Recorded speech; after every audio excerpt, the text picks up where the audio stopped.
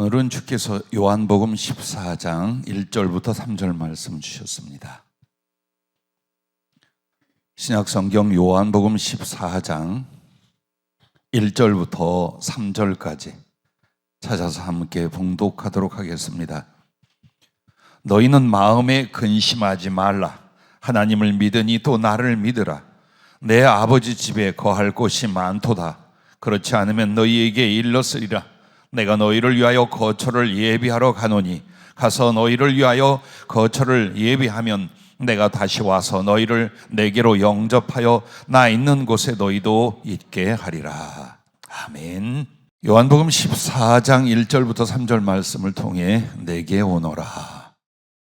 그 주님이 나에게 직접 지금 부르신다고 생각하고 한 번만 같이 해주시기 바랍니다. 내게 오너라. 아멘. 오늘 본문 말씀에 보면은 제자들에게 근심과 두려움이 꽉 차 있었습니다. 그것은 그토록 자신들의 기쁨이요 능력이요 미래가 된 주님이 고난을 당하시고 죽는다 거듭 발표하시고 이제 그때 바로 이때가 됐다고 하셨기 때문입니다. 태양이 없어지는 것 같고 삶의 이유와 목적이 없어지는 것 같았어요. 그 모습을 보고 주님은 위로하며 이 말씀을 했습니다. 너희는 마음에 근심하지 말라. 하나님을 믿으니 또 나를 믿으라. 그리고 궁극적으로 이 이야기를 하십니다. 내 아버지 집에 거할 곳이 많도다. 그렇지 않으면 너희에게 일렀으리라. 내가 너희를 위하여 거처를 예비하러 가노니 가서 너희를 위하여 거처를 예비하면 내가 다시 와서 너희를 내게로 영접하여 나 있는 곳에 너희도 있게 하리라. 아멘. 데려가시겠다는 말씀입니다. 땅에다 그냥 두겠다는 것이 아니라 네 맘대로 혹은 수고대로 두겠다는 것이 아니라 그 제자들과 그리고 나와 여러분을 데려가겠다는 말씀입니다. 할렐루야.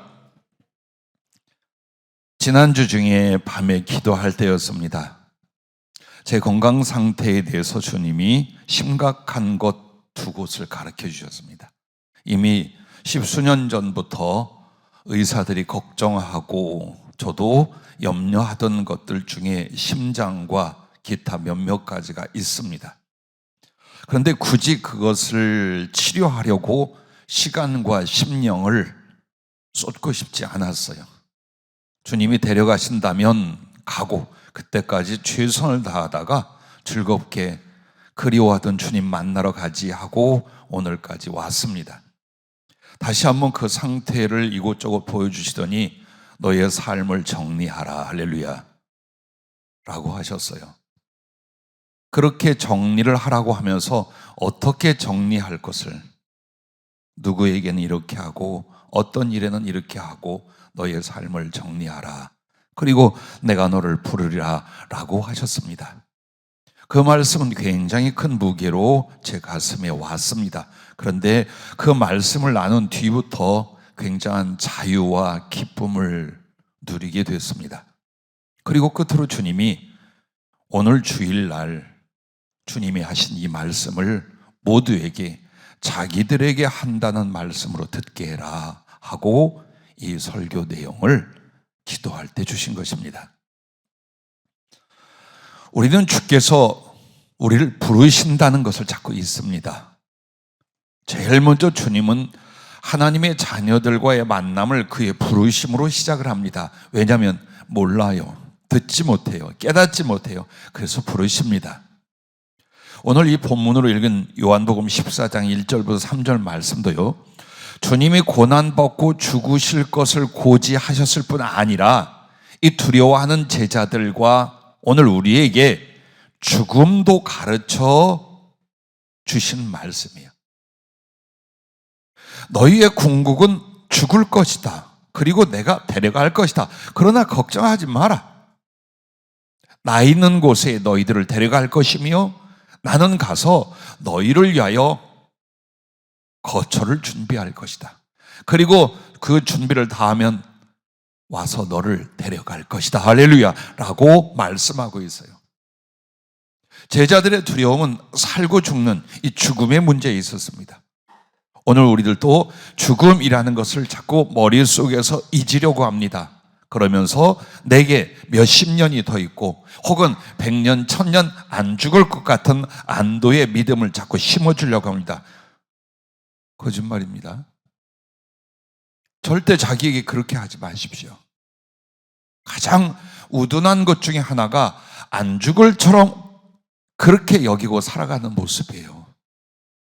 여러분과 내가 나이를 먹는 과정이 무엇이며 몸이 약해지거나 노환이나 질고가 생긴 이유가 무엇일까요? 주님이 부르고 또 부르고 있다는 표시예요. 만약 여러분이 여러분의 믿음과 삶에 이 중요한 그 나라로 부르시는 주의 부르심에 대하여 여러분의 모든 걸 걸지 않는다면 잘못 살 겁니다. 지혜롭지 못하게 놓치며 살게 되고 후회하는 결과를 가져올 수도 있습니다. 자, 먼저 주님의 부르심에 그 부르심은 구원애로의 부르심이라는 겁니다. 그래서 로마서 8장 30절 말씀에 보면 또 미리 정하신 그들을 또한 부르시고 부르신 그들을 또한 의롭다 하시고 의롭다 하신 그들을 또한 영화롭게 하셨느니라 라고 말합니다. 이 말은 부르심이라는 건 믿음의 시작으로 주님이 인도하시는 걸 그렇게 말해요.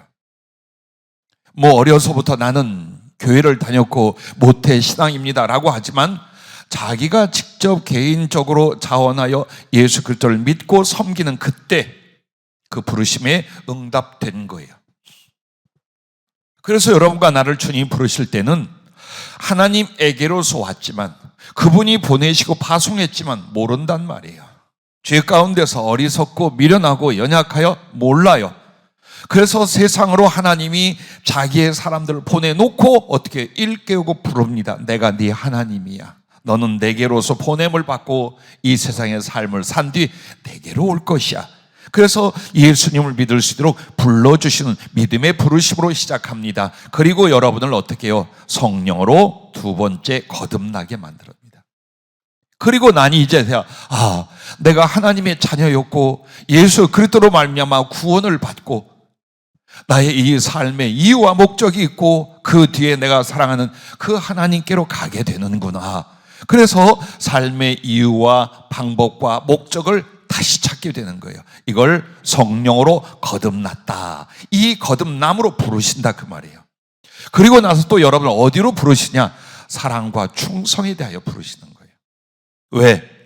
주님이 우리를 지으시고 세상에 보내시고 구원하시고 데려가시는 모든 이유가 주님과 우리의 사랑을 이 땅에 와서 충분히 여러분이 일으키는 거예요. 사랑을 받게 하고 사랑을 배우게 하고 사랑을 깨닫게 하고 그래서 그 사랑으로 말미암아 내가 하나님께 믿음과 감사로 나아가 당신을 사랑한단 말이에요. 그래서 그 사랑을 충성이라는 수고를 들여서 주님을 사랑하고 그 사랑이 개인에게 성숙해졌을 때 이만하면 됐다라고 할 때 이리 와 근데 여러분과 나한테 어떻게 해서라도 안 죽으려고 하는 거예요. 어떻게 해서라도 안 죽으려고. 이리 피하고 저리 피하고 어떻게 해서라도 죽으면 안 죽으려고 합니다. 근데 죽음이 협박이나 위험이나 저주가 아니라 주님의 부르시는 건데도 어때요? 여러분 마음에 서늘하죠? 꿈에 주님이 나타났거나 갑자기 지금 오셔서 혜영아 내일쯤 와라.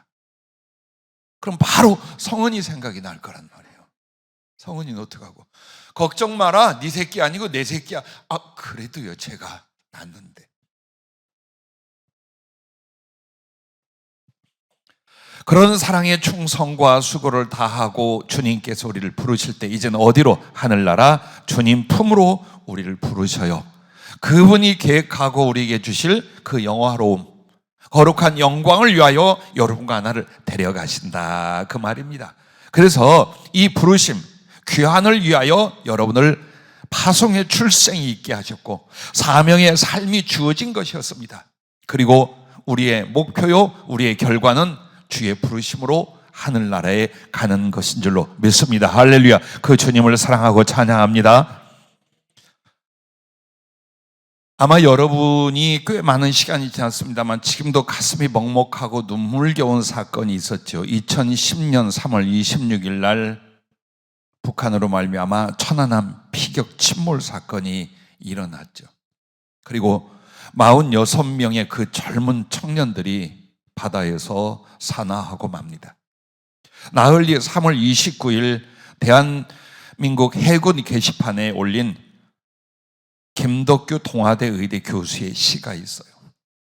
그리고 그것은 많은 사람들에게 울림이 되었고 많은 사람들이 그것을 가지고 외치는 외침이 있었습니다. 46명의 젊은 해군 장병들을 향해서 귀한 명령을 했습니다. 돌아와라, 귀환하라 하고 명령하는, 그리고 하나님께 기도하는 내용의 시였어요. 그 시에는 46명의 이름을 하나하나 호명하고서 이렇게 합니다. 호명된 수병은 즉시 귀환하라. 전선의 초계는 이제 전우들에게 맡기고 오로지 살아서 귀환하라. 이것이 그대들에게 대한민국이 부여한 마지막 명령이다. 그리고 시인은 기도하기 시작을 합니다. 대한민국을 보호하시는 하나님이시여, 아직도 작전 지역에 남아있는 우리 772함 수병을 구원하소서. 우리 46명의 대한의 아들들을 차가운 해저에서 외롭게 두지 마시고 온 국민이 기다리는 따뜻한 집으로 생환시켜 주소서. 부디 그렇게 해 주소서. 자, 하나님의 자녀와 그 사명자들에게도 이렇게 주께서 귀한 명령을 내리실 겁니다. 부디 성령으로 거듭난 구원의 생명을 안고 충성의 그 이름으로 하늘에 귀환하라고 여러분에게 외치실 것입니다. 즉시 귀환하라. 이제 삶의 모든 수고는 너희 믿음의 동지들에게 맡기고 너는 하나님의 생명으로 귀환하라. 내 마지막 명령이다. 나는 그 외침과 시를 오랫동안 기억하면서 꼭 주님이 우리들에게 이 죽음의 땅, 이 삼키는 땅에서 주님이 주신 그 믿음의 생명을 가지고 살아서 충성의 이름으로 주께 귀환하라는 명령으로 늘 생각을 했습니다. 그렇습니다. 여러분과 나는 이 땅에서 사는 사람이 아닙니다. 귀환해야 될 사람입니다. 우리의 총대장이요, 우리의 왕 대신, 우리의 아버지 대신 그분이 귀환하라. 너는 살아서 귀환하라. 너는 그 충성을 이젠 다른 사람에게 맡기고 귀환하라 라고 하실 것입니다. 그 명령, 그 음성에 준비하십시오. 그리고 가십시다. 여러분과 나는 언제든지 데려가실 수 있다라는 걸 기억해야 합니다. 주님께서 33세에 모든 생명과 수고를 우리를 위하여 내려놓으시고 죽음을 거쳐 하늘에 가셨습니다. 한참 때요, 두 여동생을 거두며 선한 일을 감당하던 나사로는 3일 동안 앓고 나흘 만에 죽었습니다. 우리 조카 명준이는 올해 37세였습니다. 작년에 나를 만나 잠깐 기도할 때 결혼 8년 차에 자식이 없었어요. 그런데 주님 말씀하셨습니다. 내년 초에 너에게 아기를 주마. 네가 원하면 아들이고 네가 원하면 딸이 될 수 있는데 네가 기도해라. 그리고 올 봄에 연락이 왔어요. 나한테 작은 아빠라고 안 해. 삼촌, 하나님이 말씀하신 대로 집사람이 임신했어요. 얼마나 기쁘던지 쫓아가서 경위를 설명해주고 태명까지 지어주려고 그랬어요. 그런데 며칠 지나지 않아 기가 막힌 소식이 왔어요. 갑작스럽게 사고를 당하여 이 아이가 죽었어요. 그런데 왜 아기를 줄 것은 말씀하신 하나님이 이 젊은 애가 졸지에 죽을 것은 말씀을 안 하셨을까? 그것은 말씀하지 않는 게 아니라 늘 우리들을 부르고 계셨기 때문에 우리가 그것을 안 듣고 있었던 거예요. 와라. 언제든지 내가 너희를 취하여 데려갈 수 있다는 그 하나님의 귀한 명령, 부르심을 우리는 잊으려 하고 있었기 때문에 주님이 우리에게 말씀을 안 했다라고 생각을 할 수 있습니다.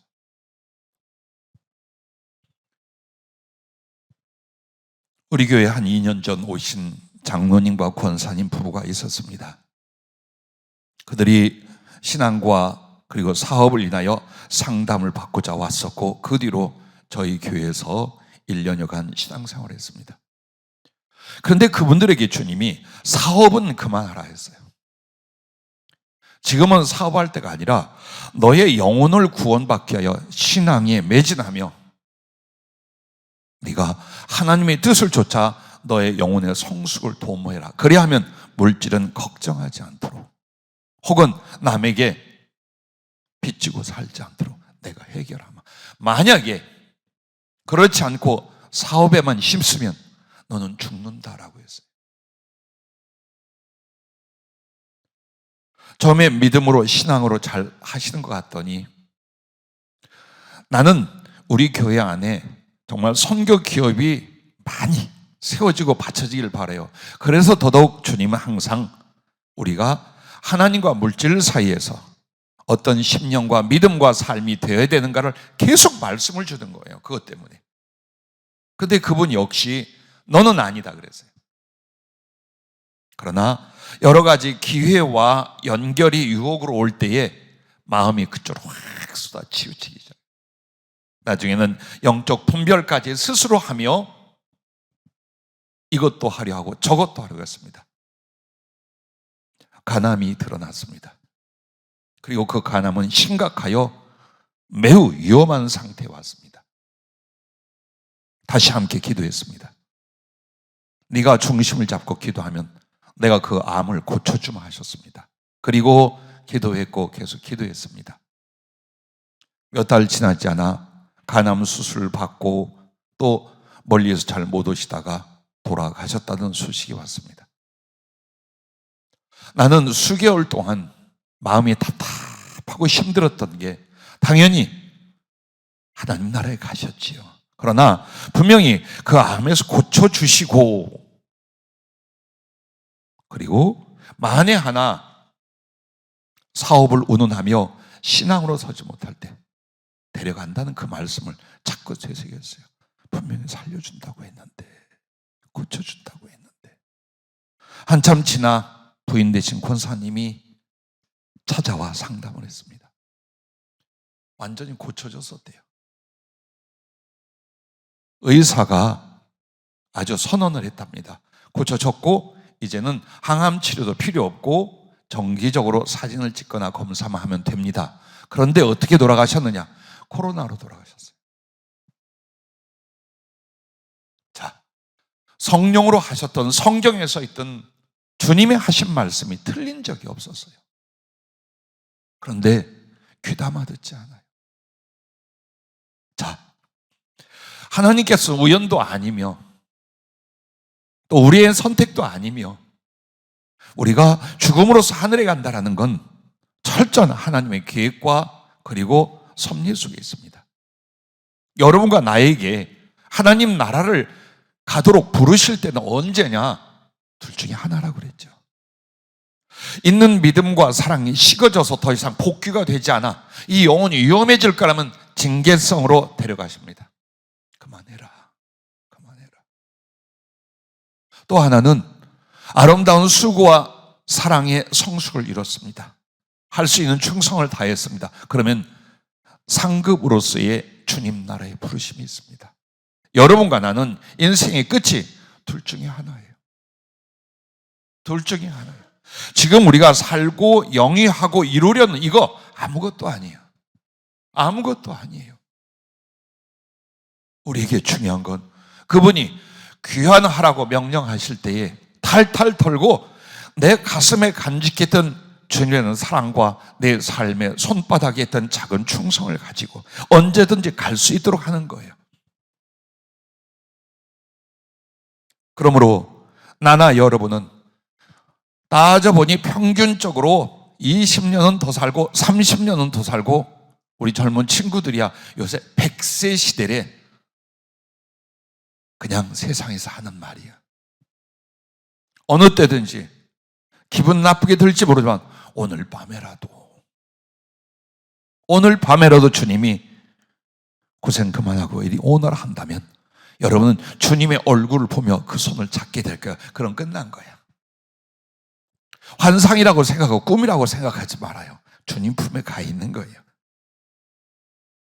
그러므로 기억하십시오. 들리든 들리지 않든 저처럼 주님이 나타나서 기도할 때에 네 인생을 정리하라라는 말을 직접 하시든 안 하든 부르고 계시다는 겁니다.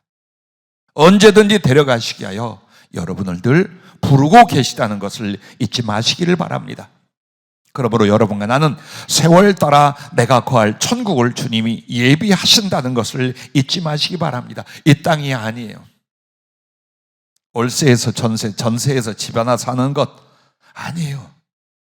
난 여러분이 더 좋은 환경과 누릴 수 있는 행복을 누리기를 위하여 기도합니다마는 그게 목표도 목적도 아니에요. 부디 두둥실 떠오른 독수리 날개처럼 진리 안에서 자유하세요. 여러분은 이 땅의 사람이 아니에요. 썩어질 것들의 종들이 아니에요. 하나님의 자녀예요. 천국의 주인이에요. 조만간 나나 여러분은 그곳에 갈 사람들이라는 걸 잊지 마시기 바랍니다.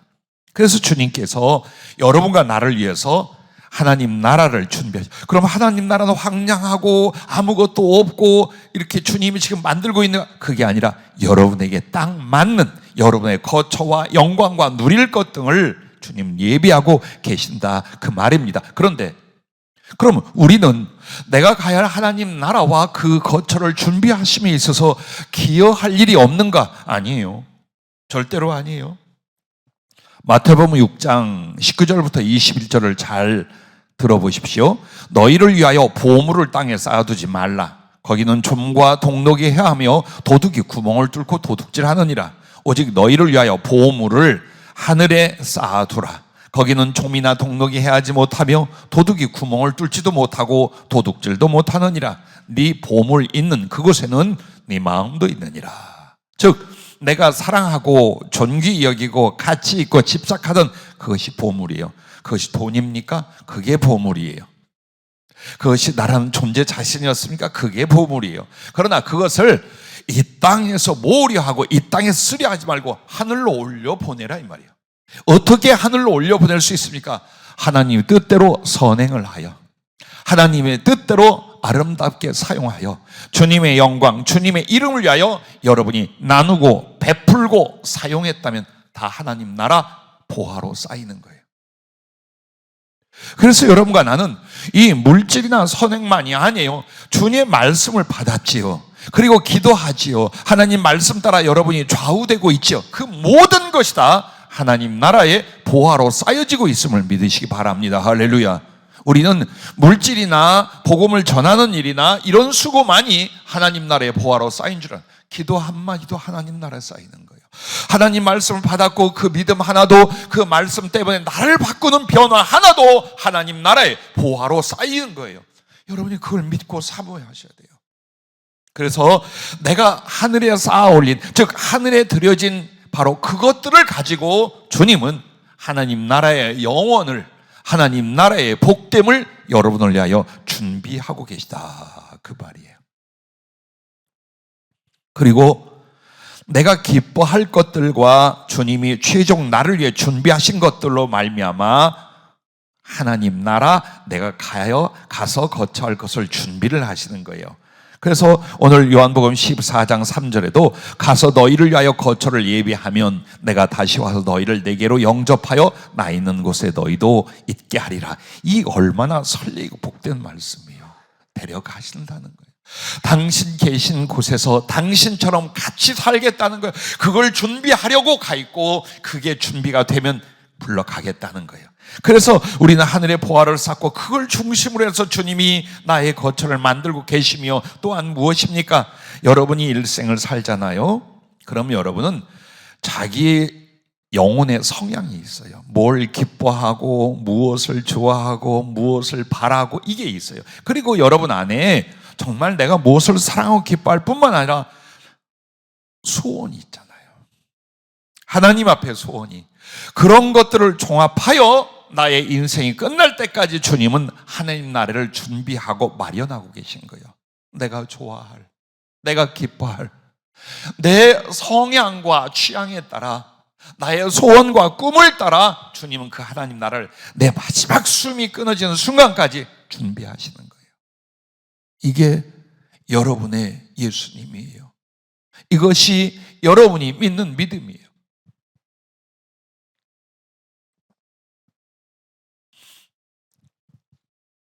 (6.25) 전쟁 때 우리나라 국군들이 많이 포로로 북에 끌려갔지요. 그 중에 몇 사람이 돌아왔는데 장무한 일병으로 전쟁터에 참여했다가 북한 포로가 되어서 약 50여 년 만에 제3국을 통해서 우리나라로 돌아온 경우가 있었습니다. 그리고 그 노인이 군복을 다시 갖춰 입었어요.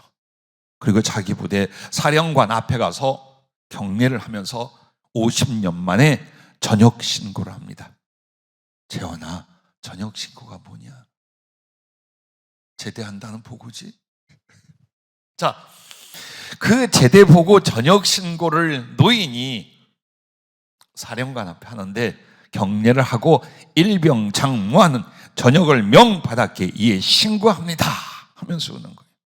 수없이 많은 사람들이 손뼉을 치며 환영을 하며 그 모습이 기억나요. 우리도 주님 앞에 이 신고를 할 때가 있을 겁니다. 그 부르심 앞에 이 세상에서 하늘로 옮겨가는 전역 신고를 주님 앞에 하게 될 것입니다. 그날을 여러분과 나는 준비하는 것입니다. 자, 그러면 주께서 우리를 언제나 부르고 계신데 주님께 갈 준비는 어떻게 해야 됩니까? 첫째, 가까운 사람들에게는 사랑의 열매를 맺으라라고 했어요. 주님이 제게 직접 하신 말씀이에요. 자, 여러분과 내가 시간이 1년밖에 없다고 합시다. 혹은 6개월밖에 없다고 합시다.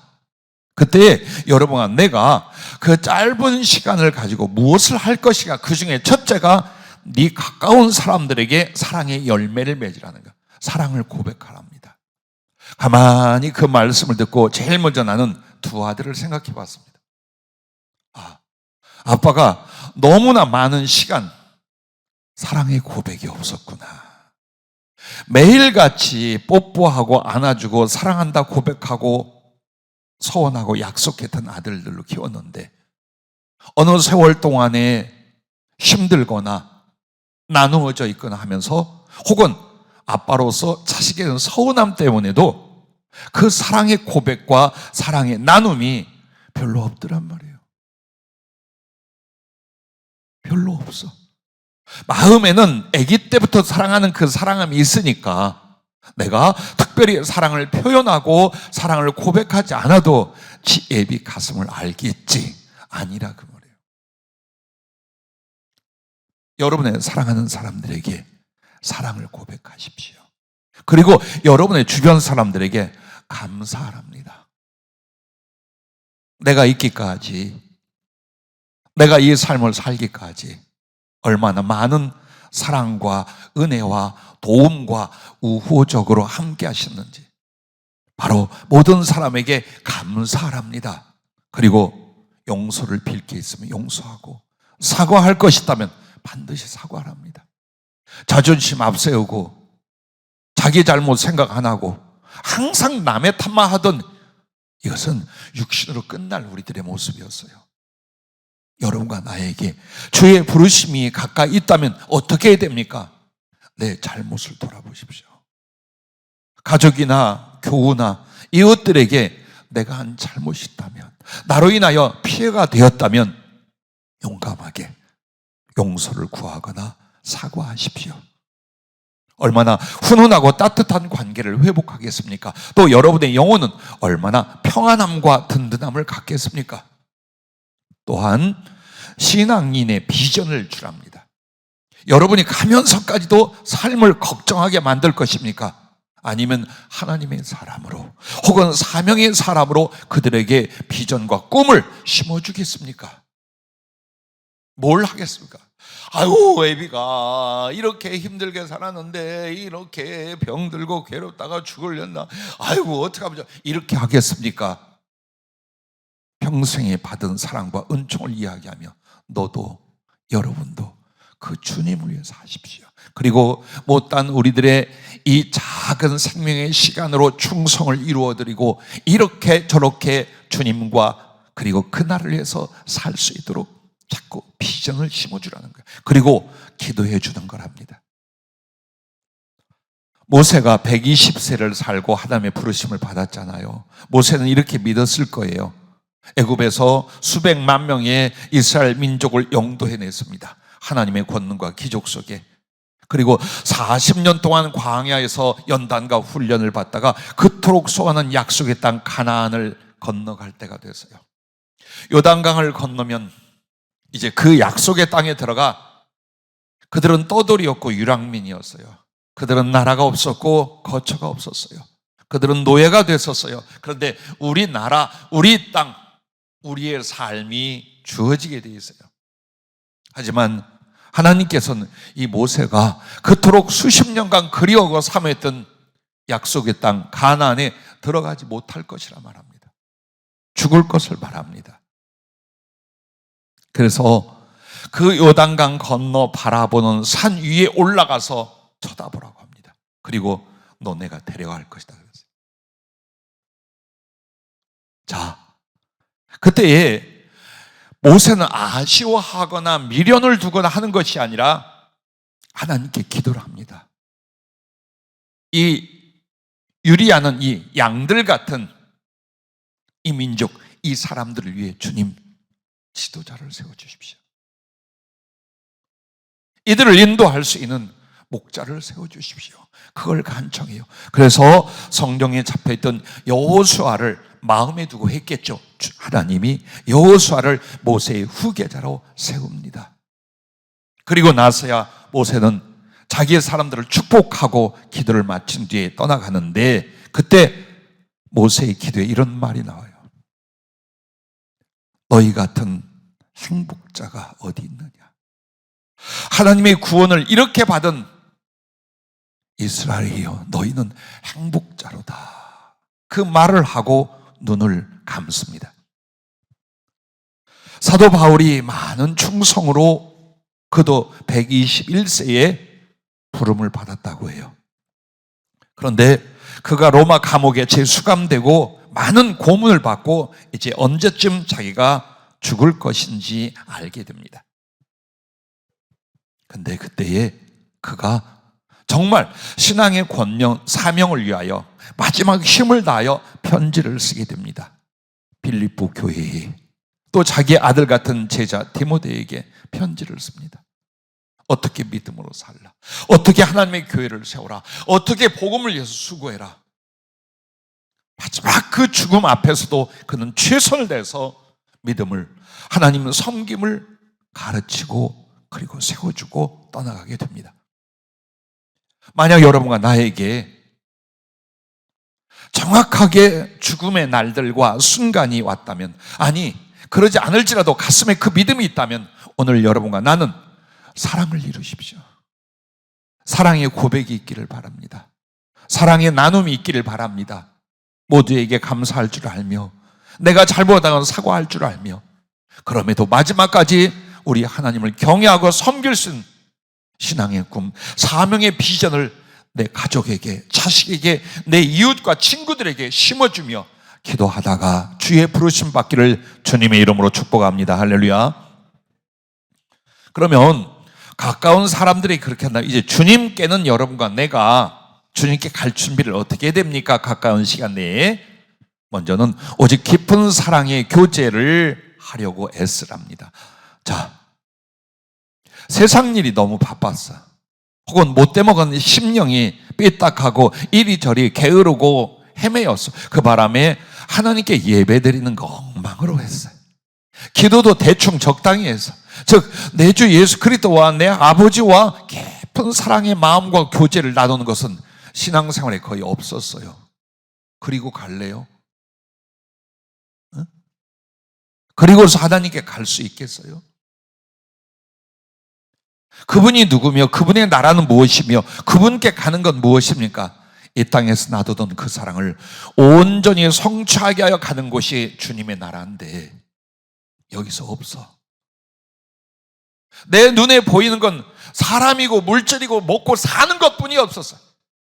왜 이렇게 비참하게 살다가 마지막을 맞겠습니까? 내 시작부터 내 모든 것 때는 주님하고 사랑하는 마음과 시간은 가져본 적이 없어요. 나는 혹 나와 여러분에게 돌이킬 수 없는 질병이나 죽음의 상황이 왔다고 할 때 두려워하지 말거나 낙심하지 말거나 못 살아서 몸부림치지 말라고 하고 싶어요. 그 모든 촉박함 안에서 집중하여 주님을 찾고 주님과 마음을 나누고 당신께 사랑을 드리고, 당신은 그러한 나에게 어떤 사랑과 은혜를 베풀어 줄까요? 죽음이라는 것 앞에서 여러분과 나는 정말 주님과 아무것도 막히지 않는, 아무것도 막을 수 없는 깊은 사랑을 얼마든지 교제를 이룰 수 있지 않겠어요? 그렇게 하라는 겁니다. 그렇게 하실 수 있기를 바랍니다. 오늘부터 어디 병원 갔다 와가지고 너 얼마 못 산다 이 소리 들은 다음부터 하지 말고 마치 오늘이 그 순간인 것처럼 그렇게 하라는 겁니다. 주님의 요청은 여기에 있었습니다. 그렇게 주님과 깊은 사랑의 교제와 함께 성결을 이루려 하라는 거예요. 성결을 이루려 하라. 뭘까요? 주께 깨끗한 신부로 가기 위하여, 당신께 사랑의 정절을 지키고 깨끗한 몸과 마음으로 주님께 가기 위하여 사랑의 깊이와 그리고 성결을 이루기 위하여 최선을 다하다 오라라고 하셨습니다. 못 갖고 와도 돼요. 많은 수고와 자랑과 공덕을 하나님께 들고 가는 것이 아니에요. 내게 주어진 인생과 처지 안에서 얼마나 내가 주님을 사랑할 수 있었던가, 그리고 당신의 그 사랑을 이루고 지키게 하여 내가 얼마나 애쓰고 회개하고 낮추고 씻어내고 했는가, 이 부분이랍니다. 그리고 무엇보다도 못다한 소원을 갚고 오래요. 여러분, 주님께 많은 기도가 있었을 거예요. 상당히 많은 신앙인들하고 상담을 해보면 이래요. 목사님, 우리는 소원을 한 일이 없어요. 그런 소원을 한 적이 없어요. 근데 주님은 이렇게 말합니다. 네가 기도했지 않냐? 네가 그 마음을 내 앞에 먹었지 않느냐? 서원 맹세라는 단어를 안 써도 주님, 내가 이렇게 할게요, 내가 이렇게 살게 해주세요 했잖아요. 주님은 다 그걸 여러분의 진심으로, 영원한 진심으로 이미 받아들였어요. 그게 소원이에요. 무엇을 어떻게 살고자 했습니까? 주님 앞에 당신의 영광이나 사랑을 위하여 여러분은 어떤 것을 마음에 작정하여 그것이 기도나 소원이 됐습니까? 갚으라 이거예요. 그걸 내가 죽기 전에 이 소원을 반드시 갚고 주님 앞에 가리라. 왜? 주님께 못다한 사랑과 못 이룬 소원은요, 크고 영원한 빚이며 불충이 되기 때문이에요. 그래서 그거 준비하는 거예요. 그리고 남은 시간은, 자, 내가 생명의 연한을 주님 앞에 부여받았어요. 나는 그렇게 오래 못 살아요. 그렇다면 나의 남은 시간은 어떻게 될 것인가? 먼저 해야 할 사랑의 충성, 매듭을 지으라 합니다. 주님 앞에 사랑의 충성의 일들을 벌려놓았잖아요. 진행을 하는 거예요. 매듭을 짓는 거예요. 다 안 되면 맡기고 가면 돼요. 만약에 여러분이 나는 주님 앞에 이렇게 살 거예요, 주의 일을 이렇게 계획을 해놓고 만약 진행하지도 못했다면 시작하랍니다. 지금, 오늘, 죽음의 때가 와서가 아니라 지금 시작하랍니다. 그러나 내가 그것을 다 완수하고 완성시키는 것이 아니라 주님께 맡기래요. 내게 주어진 시간 동안 최선을 다하는 거예요. 기쁘고 자유로움 속에서 최선을 다하고 맡기는 거예요. 여러분과 나에게 내가 주님 앞에 가기 전 무엇을 해야 될까요? 무엇이 중요한가요? 그걸 생각하여 이렇게 살아봐라 라고 오늘 말씀을 하고 계실 것입니다. 그러면 세 번째로는 여러분과 나에게 이렇게 주님의 부르심이 있고 거기에 여러분이 응답을 했어요. 아무 때고 갑니다. 아니, 곧 가까운 시간에 가게 됐습니다라는 인지를 해요. 그러면 어떻게 되냐? 가장 소중한 날들이 될 거랍니다. 60년 넘게 살았습니다. 그렇게 나이 젊지는 않았지만 많지도 않았던 여러분들이 우리가 만나서 울며 기뻐하며 왔던 시간 속에 지금 이 나이들이에요.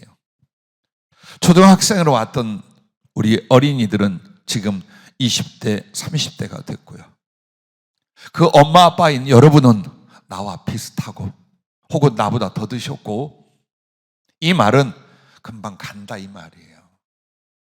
나는 주님께 그 말씀을 듣기 전 요즘 많이 경험하며 참 가슴이 기뻤었는데, 주님이 딱 그 말씀을 하니까 야, 우리에게 가장 소중한 선물과 은혜라는 게 뭐냐? 무엇을 얻고 이룬 것이 아니에요. 생명이고 시간이에요. 이 시간들, 이 시간이 가장 소중한 것, 소중한 하나님의 은혜요 선물이라는 거예요. 이 시간은 내가 하나님의 뜻대로 더 멋지고 아름답고 하늘 보화로 충분히 만들 수 있는 기회예요. 너무나 많이 낭비했어요. 이 썩어질 육신을 위하여, 버릴 세상을 위하여 우리는 그 생명의 시간들을 너무 많이 낭비했어요. 그래서 어쩌면 우리의 남은 시간을 이렇게 줄로 옥매여 주듯이 주님이 지금 이 메시지를 주고 계시다고 믿어요. 그래, 너 얼마 못 산다고 생각해봐라. 너 조금 있다가 온다고 생각해. 그럼 이 시간들이 막 당황하고 고민되고, 아니, 그럼 믿음이 없는 거고, 그건 그 예수님에 대한 믿음이 없는 거고 천국 소망이 없으니까 그런 거고, 만약 주의 믿음과 주님 나라의 소망이 있다면 여러분과 나는 그 시간들이 이제는 어때요? 아주 소중해지는 거예요. 성령은 이렇게 말씀해요. 너희에게 준 은혜의 시간 오늘 단 하루뿐이다. 그래요. 여러분과 나에게 주님이 주신 그 은혜의 시간, 생명의 시간은 오늘 하루야. 그걸 믿고 살았어야 했던 거예요. 내일이 있고 내년이 있다고 생각하는 거예요, 전부 다. 아니, 오늘 하루야. 이 오늘 하루를 가지고 여러분과 나는 하나님과 나 사이, 하나님 앞에서 어떻게 소중하게 최선을 다하는 거예요. 유다의 왕 히스기야가 병으로 죽게 된 것을 이사야 선지자가 전해줬어요. 너 죽는다. 정리해. 인생 정리하고 삶을 정리해라. 히스기야가 여러 가지 이유가 있었나 봐요. 대성통곡을 하고 병면대자하고 얼마나 울었는지 몰라요. 하나님께 그 생명을 달라고, 살려달라고 기도를 그렇게 했어요. 그러자 15년을 연장을 해줬어요. 기억하시죠? 성경이 그 이야기를. 그렇다면 난 이 생각을 한 거예요. 히스기야가 15년 생명의 연장을 받았을 때에 지나간 시간은 힘들었고 바빴고 허랑방탕했는지 몰라. 그러나 그 15년이 얼마나 소중했을까, 얼마나 감사했을까, 얼마나 새로웠을까. 그렇죠? 오늘부터 여러분과 나는 그 믿음을 갖는 거예요. 주어진 시간을 주님이 조금 더 부여해 주셨어요.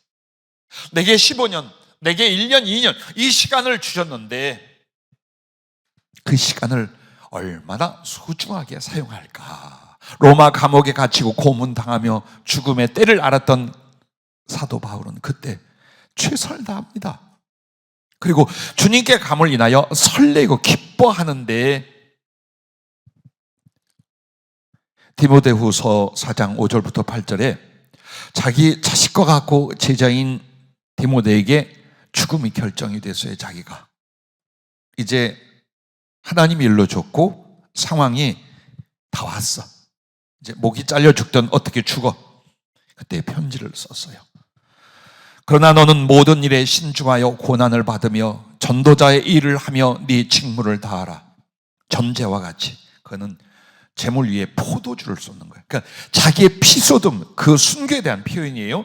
전제와 같이 내가 벌써 부어지고 나의 떠날 시각이 가까웠도다. 나는 선한 싸움을 싸우고 나의 달려갈 길을 마치고 믿음을 지켰으니 이제 후로는 나를 위하여 의의 면류관이 예비되었으므로 주 곧 의로우신 재판장이 그날에 내게 주실 것이며 내게만 아니라 주의 나타나심을 사모하는 모든 자에게 되니라. 여러분, 주님 앞에 간다는 것을 그렇게 기뻐해요. 그리고 살았던 삶을 되돌아보며 자기가 마땅히 했던 일들을 제자가, 영적 아들인 디모데가 끝까지 그것을 감내하기를 바라요. 그리고 주님 앞에 주실 하늘의 영광과 그 면류관을 기대하며 권면을 합니다. 참, 사람이 잘 살았다 못 살았다 할 것은 다른 데 있는 게 아니라 마지막을 살면서 얼마나 하나님 앞에, 그리고 사람들에게 그 신앙을, 그 사랑을, 그 삶을 말할 수 있는가, 여기에 있는 것 같습니다. 부디 여러분과 나에게 주님께서 이 주어진 시간 동안 정말 기뻐할 수 있길 바라고, 이 시간을 소중히 여기기 바라고, 최선을 다할 수 있기를 주님의 이름으로 축복합니다. 자, 여러분과 내가 주의 부르심을 깊게 인식하면 어떤 일이 또 벌어질까요? 삶의 욕망과 염려를 내려놓게 된다라는 거예요.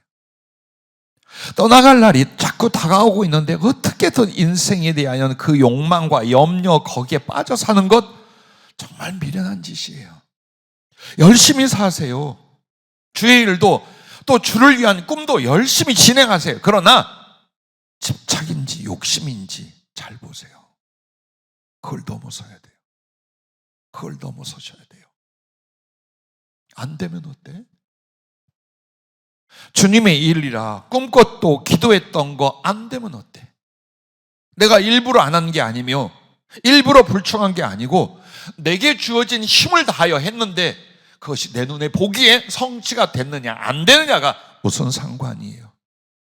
욕심내지 말아요. 그리고 그 욕심은 반드시 여러분에게 염려를 가져와요.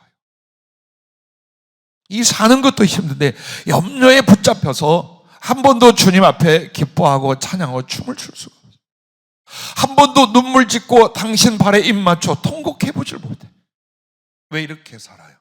예수를 왜 그렇게 믿어요? 그 이유는 악착같이 오랫동안 더 잘 살고자 하는 이 믿음 때문이에요. 그게 아니라 떠난다는 걸 생각하는 거예요. 주님 앞에 가야 돼. 주님 부르시고 언제든지 가야 돼. 그렇다면 삶의 욕망이, 염려가 내게 무엇일까요?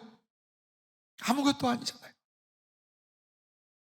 누가복음 2장 25절부터 보면 시므온이라는 굉장히 경건한 선지자이기도 하고 하나님을 경외하던 사람이 있어요. 근데 이 사람에게는 정말 무거운 짐, 묶여있는 사슬이 있었어요. 그게 뭐냐면 예루살렘에 시므온이라 하는 사람이 있으니 이 사람은 의롭고 경건하여 이스라엘의 위로를 기다리는 자라. 성령이 그 위에 계시더라. 그가 주의 그리스도를 보기 전에는 죽지 아니하라 하는 성령의 지시를 받았더니, 자, 여러분과 얼마나 신나고 좋아하겠어요. 그래서 와, 안 죽는단다. 고난이 오든 질병이 오든 사고가 나도 나는 안 죽는단다. 하나님이 얼마나 좋아했겠어요. 그러나 주님 나라에 가고자 하는 자에게, 주님을 만나 그 영원한 사랑과 안전한 복락 속에 함께하기를 원하는 자에게 너 안 죽어, 이 말은 뭡니까? 감옥에 갇혀 살란 뜻이에요. 세상과 육체라는 죄 많은 세상, 슬픔 많은 세상에 갇혀서 너 계속 거기 있어라, 이 말이에요. 그게 그렇게 무거운 짐이었어요. 그런데 성령의 감동으로 성전에 들어가며 마침 부모가 율법의 관례대로 행하고자, 아기 예수 태어났을 때요, 그 아기 예수를 데리고 오는지라 시므온이 아기를 안고 하나님을 찬송하여 이르되, 들어보십시오. 주제여, 이제는 말씀하신 대로 종을 평안히 놓아 주시는도다. 이 말씀이 얼마나 감명을 주는지. 안 죽는다는 그 말에 행복해하는 것이 아니라 데려가겠다는 그 말을 가지고 이제는 말씀하신 대로 종을 평안히 놓아 주시는도다 라고 고백하고 찬송하잖아요. 내 눈이 주의 구원을 보았사오니 이는 만민 앞에 예비하신 것이요 이방을 비추는 빛이요 주의 백성 이스라엘의 영광이다 라고 고백하며 떠날 날을 아주 기쁘고 행복해하며 그렇게 주님 앞에 고백하는 모습입니다. 여러분은 제일 바라는 소원이 뭐예요? 혹시 소원이 아니라 욕심 아닐까요? 만약 여러분이 주님 앞에 기도하고 소원하고 충성을 약속하며 꿈과 계획을 가졌는데 그 일로 인하여 여러분이 염려가 가득하다면 그것은 하나님을 향한 합당한 꿈이 아니라 여러분의 욕심이 많이 들어가 있는 거예요. 왜? 오직 주님을 위한 것이라면 되면 주님께 영광, 안 돼도 주님 책임이에요. 그런데 나의 욕심이 들어가잖아요. 안 된다고 생각해봐요. 미치고 환장하다 거꾸로질 지경이지. 잘 파악하세요. 자, 목회자로서 늘 보통 사람들이 꿈꾸는 거 저는 없겠어요? 많은 성도들과 큰 능력과 그리고 온 세계로 뻗어나가는 복음 전파의 사역과 수없이 많은 주님의 종들과 선교 기업과 기타 등, 제가 한 거 아니에요. 수십 년 전부터 성령이 주셨어요. 그럼에도 내가 이것을 자유하기 시작한 건 그리 오래되지 않아요. 왜? 최선을 다하고 마음을 다하고 기도를 다하다가 이루어지면 주께 영광이요, 그러지 오라 하면 가벼워지는 거 아닙니까? 이 모든 수고와 짐에서, 무거운 짐에서 나는 자유해지는 거 아닙니까? 왜 내가 그걸 붙들고 몸부림을 쳐야 됩니까? 왜 그것 때문에 고민하고 괴로워하고 낙심하고 염려하고 슬퍼하고 즐거워하고 왜 그렇게 살아야 됩니까? 그렇죠? 잘 보세요. 이 세상이나 세상에 있는 것들을 사랑하지 말라. 누구든지 세상을 사랑하면 아버지의 사랑이 그 안에 있지 아니하나니. 왜 내게 예수님의 사랑이 뜨겁지 않느냐? 세상 사랑하는 그 부분들 때문이라 이 말이에요. 이는 세상에 있는 모든 것이 육신의 정욕과 안목의 정욕과 이 생의 사랑이 다 아버지께로부터 온 것이 아니요 세상으로부터 온 것이라. 이 세상도 그 정욕도 지나가되 오직 하나님의 뜻을 행하는 자는 영원히 거하느니라. 그러므로 모든 육체는 풀과 같고 그 모든 영광은 풀의 꽃과 같으니 풀은 마르고 꽃은 떨어지되 오직 주의 말씀은 세세토록 있도다 하였으니 너희에게 전한 복음이 곧 이 말씀이니라. 할렐루야. 그래요. 여러분과 나는 아침에 피었다가 저녁에 지는 들풀과 그 꽃과 같아. 그렇게 생각해요. 그게 믿음이고 그게 진리예요. 그래서 언제든 주님께 가고자 할 때에 마음의 작정이 되잖아요. 정말 주의 부르심에 대한 믿음이 있잖아요. 그럼 삶의 욕망과 염려가 내려놔지게 되더라. 잠깐 주신 그 말씀과 영적 교제 안에서도요, 정말 진정한 자유가 오기 시작하는 거예요. 설레임이 오고. 그래, 분명히 성도들이 걱정하고 가족이 걱정할까 봐 자꾸 내 몸의 상태를 노출시키거나 엄살처럼 굴진 않았어요. 근데 실제로는 이미 판명된 것들이 꽤 있어요. 그걸 어떻게 치료하실지 데려갈지는 모르지만, 그러나 그것은 나로 하여금 염려나 그 핑계로 불충케 하는 것이 전혀 아니었어요. 얼마든 주어진 시간 동안 최선을 다하고 주께서 그 이유로 인하여 부르신다면 내게는 감사한 이유가 되겠지요.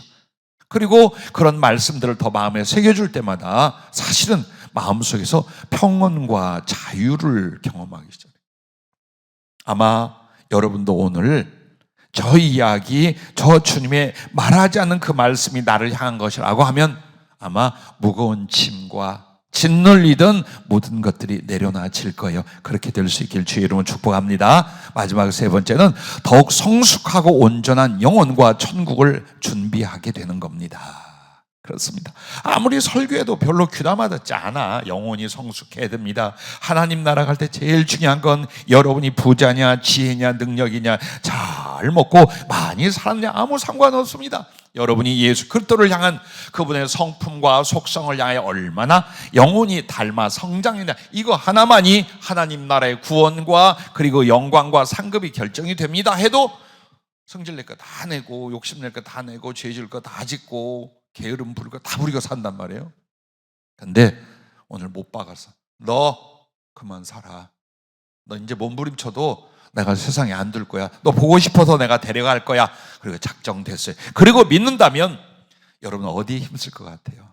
사업에 힘쓰거나 연애에 힘쓰거나 공부에 힘쓰거나 혹은 삶의 염려에 빠져 있겠어요? 아니라 받아들였을 때 여러분과 나는 주님을 향한 믿음과 소망과 사랑과 순종과 그리움이 급증해 올라갈 거예요. 그래서 주님을 향하여 더욱 성숙하고 온전한 영혼과 그 주님 나라를 준비하는 지혜가 올 줄로 믿습니다. 나는 항상 아이러니하며 안타까웠던 게 뭐냐면 믿음의 사람들이 겪는 고난과 질병 그리고 죽음이었어요. 우리의 생각에는, 그리고 사람들의 말은 이렇잖아요. 잘 죽는 게 복이다. 건강하고 장수하고 할 것 다 하다가 어느 날 조용히 죽는 것. 험악한 죽음이나 고난을 겪으면 무슨 죄가 있는가? 뭘 잘못했게? 라고 생각합니다. 그런데 아니에요. 죽음을 준비하며 내려놓을수록 성숙해지고 포기할수록 하나님 나라와 예수 그리스도가 그 사람에게 소중해지는 거예요. 건강이 있고 힘이 있고 생명력이 있을 때는 악착같이 세상과 육신을 통해 뭐 할 걸 붙잡고 늘어집니다. 근데 할 수 없어. 에너지도 없고 생명의 시간도 없어. 몸은 늙고 약해지고 질병이 찾아왔어요. 고통은 자꾸 다가와. 그럼 내가 할 수 있는 게 뭘까요? 내려놓는 거예요. 악착같이 붙잡고 슬퍼하고 고통받고 괴로워하고 죄짓고 하던 그 삶을 가만히 주님 앞에 내려놓기 시작하는 거예요. 봤어요. 모든 하나님 나라에 가기 전에 사람들에게서 주님이 하신 일이었어요. 내려놓는 거예요.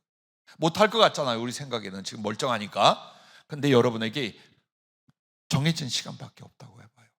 그리고 그것은 그냥이 아닙니다. 내게 질병이나 어떤 고통의 상태로 다가오고 있다고 합시다. 그러면 괴로워하고 탄식하고 아파하고 원망할 거야. 절대 믿음의 사람은 그렇게 안 돼요. 주님께서 내려놓게 할수록, 그러므로 내가 세상을 포기할수록 주님 나라와 주님이 내게 보물이 돼요. 오직 주님 나라 주님밖에 없어요. 그러니 여러분의 영혼은 얼마나 주님을 향하여 급성장을 이루고 주님 앞에 가게 되겠습니까? 그러므로 성도의 죽음이 고통 중에 있었던, 삶에 많은 고난이 있었던, 그거는 불행이 아니며 하나님의 징계가 아닙니다. 내려놓게 하셨던 거예요. 내가 붙들고 있는 동안은 속으로 이렇게 합니다. 못 가, 안 가, 나는 못 가, 난 이걸 하고 갈 거야, 나는 하고 안 갈 거야. 그런데 왔어요. 턱 내 몸에 왔어. 불가항력적이에요. 그럼 여러분 뭐 할 것 같아요? 내려놓기 시작하는 거예요. 삶에 대해서 그 욕심과 미련과 염려에 대해서 내려놓기. 그러면 내려오는 가슴에 뭐가 있을까? 그 가난해진 심령에 무엇이 있을까요? 주님과 그 나라밖에 없어요. 그걸 주님이 만들어주려고 하는 거예요. 이 손에다가 더 수고하고 고통받고 슬퍼하고 죄짓는 그 무엇인가를 잡게 만들려는 게 아니라 내려놓게 하시려는 거예요.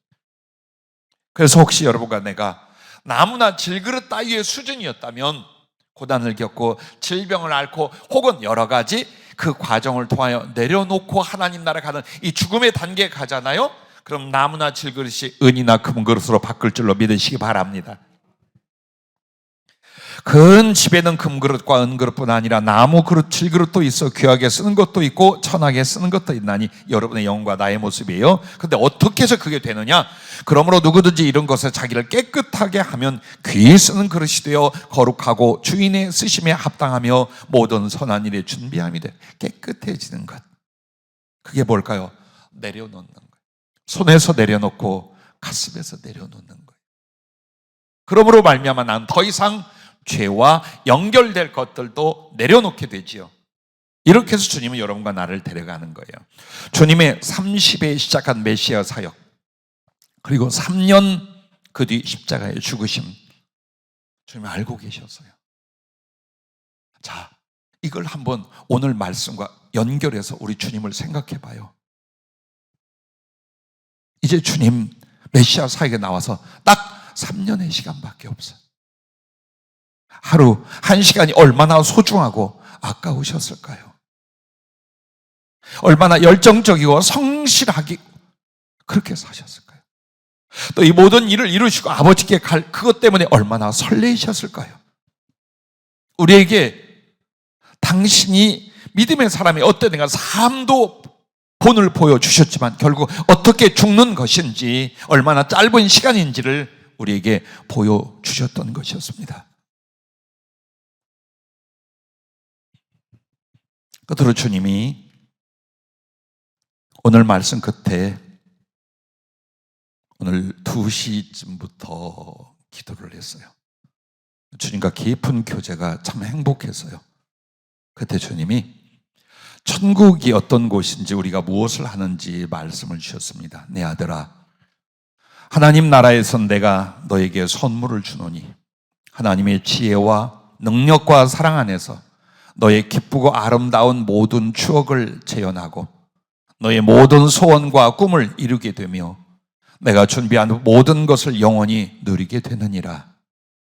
천국은 이와 같으니 세상에서 씨앗을 하나 심었으나 하늘에서는 30, 60, 100배를 거두게 되고 썩어질 것으로 심었으나 영원한 영광으로 거두고 누리게 되느니라.